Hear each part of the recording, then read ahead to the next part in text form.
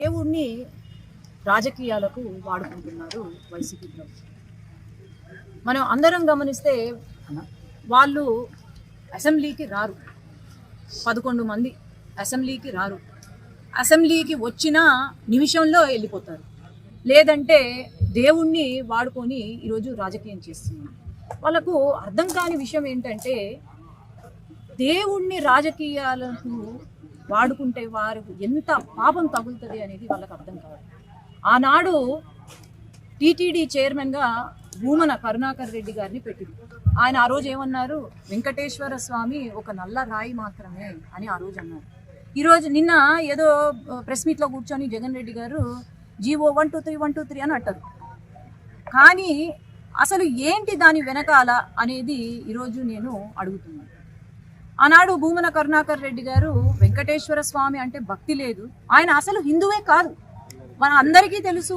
కూతురు పెళ్లి ఏ రకంగా ఏ మతపరంగా చేశారు అని అందరికీ తెలుసు. అట్లాగే మళ్ళీ తర్వాత వచ్చిన వైవి సుబ్బారెడ్డి గారు ఆనాడు గోవింద నామము అనుకోనే బదులు ఆ రోజు జగన్ రెడ్డి రక్షక గోవింద గోవింద అని పలుకుతారు. ఒకవైపు బైబిల్ పట్టుకొని ఇంకోవైపు జగన్ రెడ్డి రక్షక అని అంటారు. మరి మనం అందరం ఆలోచన చేయాలి. ఈరోజు జీవో జీవో జీవో అని కూర్చొని అంటున్నాడు జగన్ రెడ్డి గారు. నేను ఒకటే ప్రశ్న, టీటీడీ మీ ప్రభుత్వ హయాంలో టీటీడీ తిరుపతి తిరుమల దేవస్థానంలో అన్యమత ప్రచారము ఎప్పుడు జరిగింది? అన్యమత శిల ఒకటి టీటీడీ దేవాలయంలో మనం అందరం చూసాము. ఆఖరికి తిరుమలకు వెళ్ళే బస్సు టికెట్ల పైన కూడా అన్యమత ప్రచారం జరిగింది. ఇవన్నీ మర్చిపోయినారా?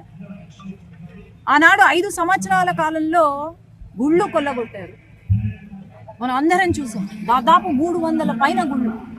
అట్లాగే శ్రీరాముల వారి తల నరికారు. ఇవన్నీ మనం గమనిస్తూనే వచ్చాం.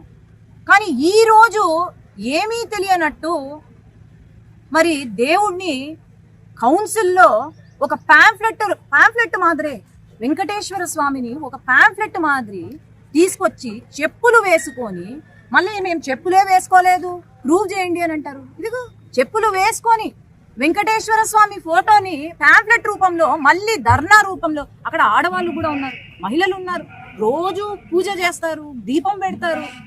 మరి వాళ్ళకు కూడా అనిపించలేదా ఇది తప్పు అని? మళ్ళీ ధర్నా అయిపోగానే వెంకటేశ్వర స్వామి ఫోటో పట్టుకొని జై జగన్ అంటారు, గోవిందా గోవిందా అనుకుందా. అట్లాంటిది మనము అసలు వీళ్ళ అండి దేవుడు గురించి మాట్లాడేది.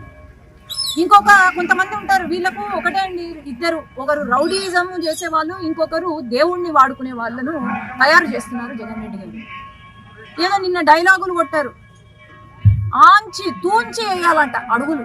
అయ్యా జగన్ గారు, మీరు ఆచి తూచి అడుగులు వేస్తే బాగుపడతారు, కానీ ఆంచి తూంచి అడుగులు వేస్తే ఇట్లనే జరుగుతుందయ్యా అని నేను చెప్తున్నాను. దేవుణ్ణి వాడుకుంటే రాజకీయంగా నాశనం అయిపోతారు.